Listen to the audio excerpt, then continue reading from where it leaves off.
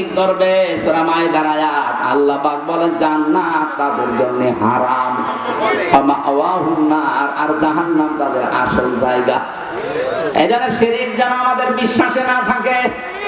বাংলাদেশ জামাত ইসলামের প্রতি যে তহমতটা এই দেশের অনেক আলেম ওলামা দিয়ে থাকেন, বুঝে কি না বুঝে আমি জানি না, যে তাদের আকীদা ভালো না। কে বলেছে আপনাকে? আকীদা যদি ভালোই না হবে, ফাঁসির দড়ি গলার কাছে চলতেছে, তারপরেও অস্বীকার করে নাই। আপনার আকীদা এত ভালো, আপনি একটু ফাঁসির দড়ির কাছে যেয়ে দেখেন তো, মা গলায় নেওয়া লাগবে না, শুধু দড়ি এক হাত দূর থেকে দেখবেন, দেখলে আপনার ভেতরে সব শুকিয়ে যাবে।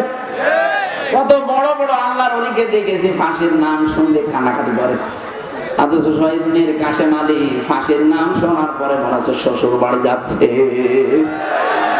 মতিয়ার রহমান নিজামী এই জেলার জামাই, এই জেলা ধন্য, সে ফাঁসিতে যাওয়ার আগে বলেছিল, সন্তান আমি কি পায়জামা পরে গেলে ভালো হয় না লুঙ্গি পরে গেলে ভালো হয়? আপনি ফাঁসির দড়ির নাম শুনে দেখেন তো কেমন লাগে। আর তাদের মাত্র 3 ঘন্টা পরে ফাঁসি হবে, সেই ব্যক্তিও বলেছে ভাই আমি 2 ঘন্টা ঘুমালাম, আমার বেটি দিও 1 ঘন্টা পর। অথচ তার ছেলেটা গুম হয়ে আছে, ব্যারিস্টার আরমান, তার বউ ওই সময় আইসিইউতে ছিল। 3 ঘন্টা পরে যার ফাঁসি, তার দলীয় লোকজন সব পালিয়ে বেড়াচ্ছে, কেউ জেলে আছে, কেউ গুম হয়ে আছে। এই কঠিন পরিস্থিতিতে তার 2 ঘন্টা ঘুম আসলো কি করে আপনি বলেন তো? আপনার জীবনেও মনে আসবে না, ব্রেনে ধরবে না। আমার তো সূরা হামিম সেজদার 30 নাম্বার আয়াত পড়ার পরে তার সাথে মিলিয়ে দেখেছি, আল্লাহ তাখাফু ওয়ালা তাহসানু ওয়া আবশিরু বিল জান্নাহ। ফেরেশতারা ওই সময় এসে বলে ভয় পাবেন না, চিন্তা করবেন না। কিসের ভয়, কিসের চিন্তা? হয়তো ভয় হতে পারে, চিন্তা হতে পারে যে আমি এখন যদি ফাঁসি হয়ে যায় তাহলে আমার ছেলের কি হবে, আমার বউর কি হবে, আমার সন্তানের কি হবে, আমার বিশাল যে সম্পদ, লক্ষ লক্ষ মানুষের কর্মসংস্থান আমি বানিয়েছি, কি হবে এটা? এই চিন্তা ভাবনা আসতে পারে। এজন্য ফেরেশতারা এসে বলে, একজন দুইজন না, তাতানাজ্জালু আলাইহিমুল মালায়েকা, বহু বছর আছে, একজন দুইজন না, হাজার হাজার লক্ষাধিক ফেরেশতা ফাঁসির দড়ির সামনে এসে তাকে বলতে থাকে ভয় পাবেন না, যেগুলো রেখে গেছেন এগুলোর কোনো চিন্তা নেই, আল্লাহ এগুলো সব দেখবে।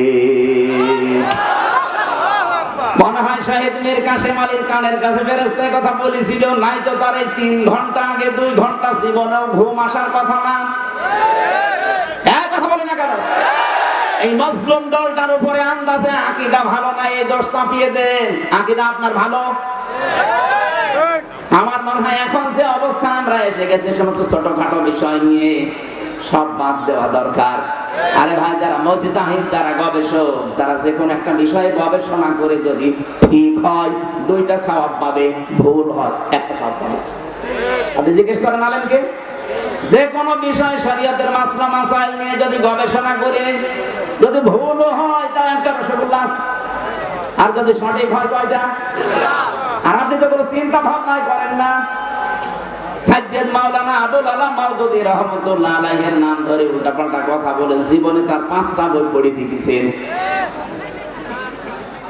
5টা বই যদি সঠিকভাবে আপনি পড়তেন, তার উপরে সমস্ত তহমতগুলো দিতেন না। আপনি তো ওই পর্যায়ে যেতে পারেননি। তাই এজন্য আকীদার নাম তুলে যা করছেন, যে যে জায়গায় আছে তাকে ওই জায়গাগুলো কাজ করতে দেন। বাংলাদেশ জামাত ইসলামী অর্থনৈতিক ভাবে আল্লাহর ওলি, এর কাছে এরা আল্লাহর ওলি। লক্ষ কোটি কোটি টাকা এদের কাছে দিলে 4 আনা এদিক ওদিক হবে না। বাংলাদেশে অন্য কারো কাছে দিয়ে দেখেন তো। হ্যাঁ, কথা বলেন, আমাকে মানিয়ে বলছে, এটা বাস্তব না। ওলি খোঁজার জন্য চট্টগ্রামে যাওয়া লাগে। এই কথা বলেন,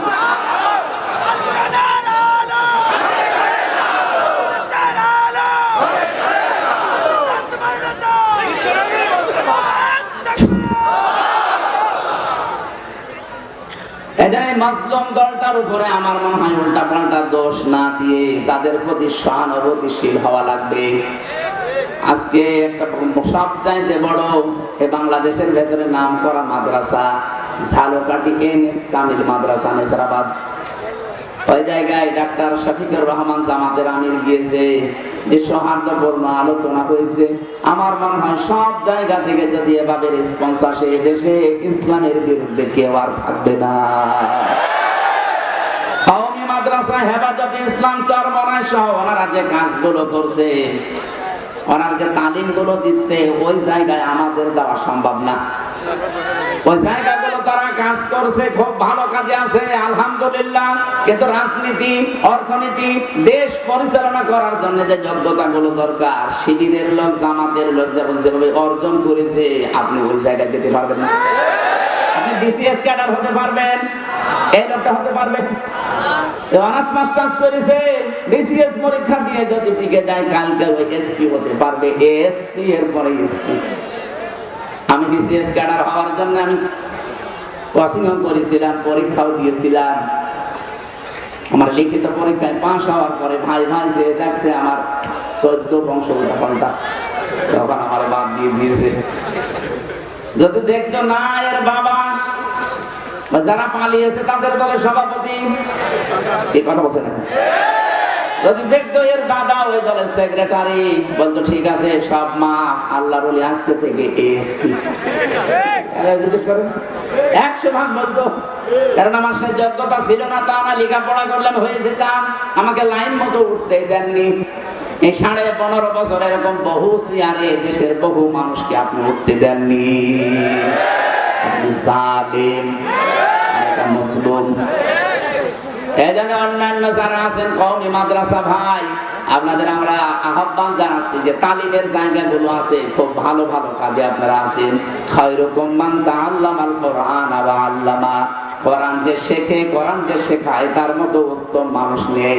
কিন্তু এখন দেশের যে অবস্থা, জালেমদের এখনো পর্যন্ত নজর কিন্তু আছে। এই নজর থেকে মুক্ত হওয়ার জন্য আন্তর্জাতিক যে ষড়যন্ত্রগুলো চলছে, আপনার মাথায় ধরবে না, চিন্তা ভাবনা করা লাগে এর জন্য আলাদা। এখান থেকে বাঁচতে হলে আমার মনে হয় আকীদার প্রশ্ন তুলে মানুষকে আর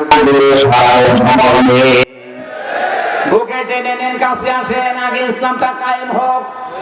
কথা বলেন, ইসলামটা কায়েম হোক, এরপরে বলেন যে ভাই এই কাজটা ভুল হচ্ছে, এইটা শুধরিয়ে নেন, এইটা ঠিক করেন। তারা যা যা খেদমত করেছে, তার যে 50 বছরে যে খেদমত, আপনি 500 বছর পেলেও পারবেন না। কারণ 500 বছর আপনি 450 বছর ঘুমাবেন।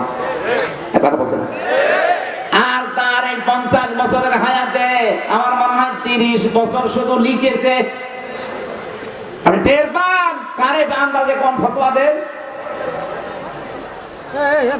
আহ্বান জানাচ্ছি, দেশটাকে শিরিক মুক্ত করা লাগবে। আমাদের বিশ্বাসে যাদের শিরিক আছে, জামাত ইসলামের এই গঠনতন্ত্রে বিশ্বাসে আকীদায় শিরিক আছে, আপনি একটু দেখান তো যেটা শিরিক। বলেন বলেন।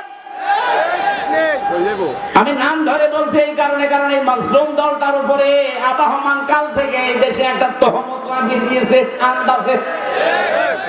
কেউ যেন এই অবিচার করে তাদের উপরে তহমত দিয়ে নিজের মন আর পাল্লা ভারী করবেন না। নিজের চিন্তায় তো আমি নিজে বাঁচি না। কথা বলেন না কেন? তাহলে এই দেশকে যদি আল্লাহর নিরাপদের চাদর দিয়ে ঢেকতে হয়, জুলুম মুক্ত করা লাগবে, শিরিক মুক্ত করা লাগবে। বলেন। আল্লাহ পাক বলেন, এমন একটা গ্রামের নাম বলছি শোনো, যে গ্রামটা শান্তি ছিল। এই যে আমনুন মানে নিরাপত্তা, আমনুন মানে কি? নিরাপত্তা। কানাত আমিনাতান মুতমাইন্নাতান, যেখানে বাস করে মানুষ আত্মতৃপ্তি পেত। মুতমাইন্না মানে কি? আত্মতৃপ্তি। বাস করলে যেখানে আত্মতৃপ্তি পাওয়া যেত, ভালো লাগতো মানুষের, শান্তি স্বস্তি, এগুলো সব ঘিরে রেখেছিল তাদেরকে। বিভিন্ন জায়গা থেকে তাদের রিজিক আসতো, বিভিন্ন ব্যবসা বাণিজ্যের মাধ্যমে রিজিক আসতো। কিন্তু এতটুকু আল্লাহ শেষ করেননি।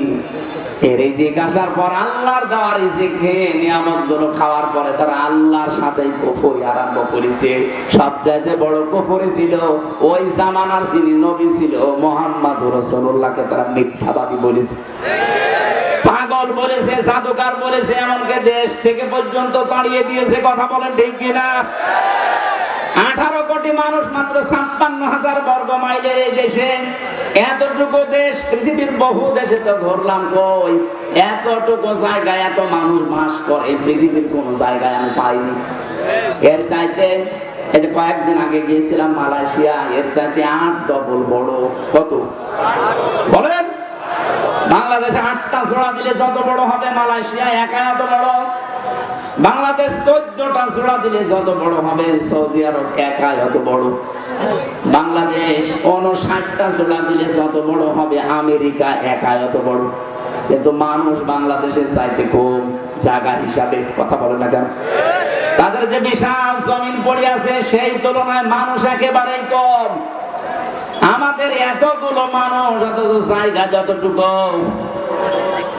আল্লাহ পাক বলেন, বিভিন্ন জায়গা থেকে তোদের রিজিকের ব্যবস্থা গুলো করছিলাম, কি হয়েছে তোদের? আমার নিয়ামত গুলো তোরা উল্টিয়ে দিতে আরম্ভ করলি।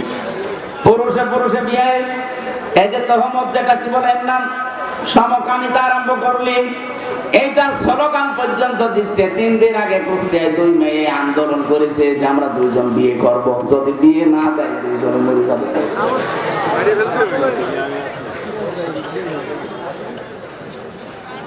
আল্লাহর সিস্টেমটা পুরো পাল্টিয়ে ফেলতে চান। এমনকি আল্লাহর রাসূল এখন নেই, রাসূলের নায়েব আছে। নায়েবে রাসূল আলেমদের গায়ে হাত দিয়েছেন। কথা বলছেন না? মাওলানা মামুনুল হকের মাথায় দড়ি দিয়ে, তার হাতে হ্যান্ডকাপ দিয়ে, মাথার উপরে হেলমেট দিয়ে, মনে হচ্ছে যে কি নিয়ে যাচ্ছে, অথচ কিছুই না। আমার মতো একটা দুর্বল মানুষের মাথায় তো দড়ি দিয়েছে, হাতে দিয়েছে হ্যান্ডকাপ, আবার পায়ে ডান্ডা বেড়ি, মাথার উপরে লাগিয়েছে সে লোহার টুপি। মনে হচ্ছে যে কি পেয়েছে, গরু না ছাগল। আপনি যদি আমার সাথে এই করেন, মাওলানা মামুনুল হকের সাথে, মাওলানা সাখাওয়াত হোসেন রাজির সাথে এই করেন, আমার মনে হয় যদি নবীজি এখন বেঁচে